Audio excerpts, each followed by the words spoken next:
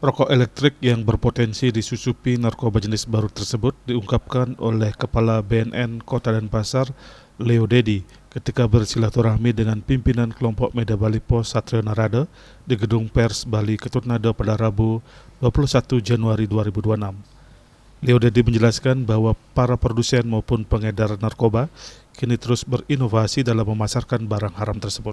Salah satu modus baru yakni dengan menyusupkan narkoba ke dalam vape.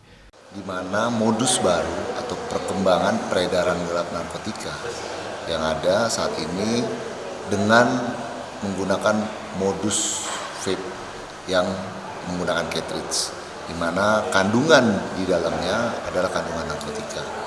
Dan BNN Republik Indonesia sudah melakukan pengungkapan yang ada di daerah Jakarta, dan tidak menutup kemungkinan juga ini menyebar atau para kartel jaringan memanfaatkan menggunakan modus yang sama di Bali, khususnya di Kota Denpasar.